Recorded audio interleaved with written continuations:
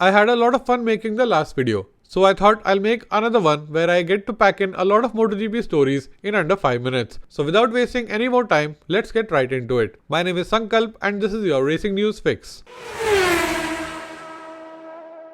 Now this video is going to be a little bit Honda heavy, and that is by design. I thought rather than throwing a bunch of stories together in a video, I'll stick to a theme, and that way hopefully it would be better. Let's go. Going with a wildly different approach at the Catalan GP, Marc Marquez went with a soft rear tyre to begin with. On top of that, right from the get-go, he pushed like a madman and went from P13 to P6 in just 4 laps. Sadly for his fans, that didn't last long and his race ended at turn 10 in the gravel trap after just 7 laps. For a few optimists, however, it was a new hope as they saw a glimpse of old Marc Marquez in those 7 laps. Despite having 4 crashes in 3 races and 3 consecutive DNFs, which Marc Marquez has never had in his career, Marc also chose to see the positive side of it and said that those 7 laps were the best he has felt on a MotoGP bike since his comeback, and couldn't hide his smile while saying that he felt like the old Marc again. At the Barcelona test, Marc attended his first proper test day since 2020. Yes, he was there at the Jerez test after the Spanish GP weekend, but managed to get in just 7 laps on that occasion, so that doesn't count. After finishing 87 laps and testing a boatload of parts and setups, he said that he felt completely destroyed but had a satisfied smile on his face of having the job done without any crashes. Riding for 87 laps didn't just give Marc the satisfaction of completing a good work day, but he also was able to pinpoint 2 main problems for the current RC213V. According to the 8-time world champion, both of these problems are in the corners. Historically, some bikes are good while entering the corners and some are good while exiting them. And then there are the Suzukis and Yamahas of the world, which are strong in both of those areas. The problem with the current Honda is that it suffers in both of these areas, and even though they have a lot of horsepower in the engine, a bad corner exit means they suffer all through the length of the straight. Now, even though they have 2 major problems, Marc firmly believes that both of their problems will have one common solution.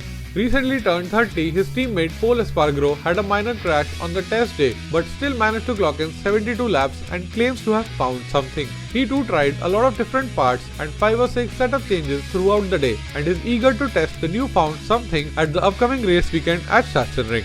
From one orange bike to another, KTM factory duo, motivated after the advancements of the new chassis, got their hands on the 2022 prototype, along with a lot of new parts for the 2021 RC16. As expected, both riders didn't reveal anything about the prototype and only said that it is still far from the final bike of 2022, and their test was just to confirm the direction of the development and provide feedback to their test rider Dani Pedrosa. Commenting on Honda's problems, Suzuki rider Alex Rins said that he doesn't think it's anything new. He added that everyone can see that the Honda goes fast on the straight, but it's the corner where their bike doesn't want to turn, and he saw it in Silverstone back in 2019 when he spent a lot of time glued to the rear tire of Marc's Honda, ultimately stealing the victory by 0.013 seconds. Rins believes that Marc's physical condition is also magnifying Honda's problems. If Marc was physically at 100%, he would be able to ride the Honda just like he used to do in 2019. Talking about how he and his teammate Joan Mir set up their Suzuki GSX RR, Rins said that it varies a lot from venue to venue.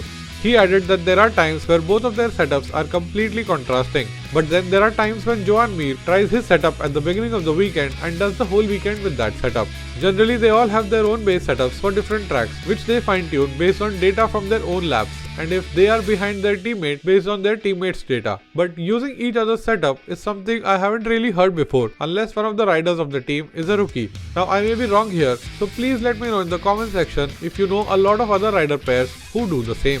Recently, the reigning world champion Joan Mir has been vocal about his frustrations over the relatively undeveloped GSX RR from last year, while the other bikes, with the exception of Honda, seem to have taken big steps forward. At the Barcelona test, Joan had no new toys yet again and was limited to trying out different electronic and suspension setups. He insisted that he had a good day overall, but will he be able to mount a late championship charge like he did last year, or are the major improvements, specifically in the likes of YZR M1 and Desmos Edici GP21, a bit too much for Joan to keep up with? Let me know in the comment section. After the cancellation of Finnish GP, Dorna promptly converted Austrian GP to a double header. Now, with a lot of overseas races being uncertain due to ongoing situation in different countries, there is now a new charter of a double header at Austin, which would justify the additional cost of travelling to the US, and also a double header at Misano if Malaysian GP ends up getting cancelled. This might be a silver lining for Honda and particularly Marc Marquez. Marc has always done well at both of these venues, and given that they are not yet finalized in the calendar, they will take place towards the end of the season.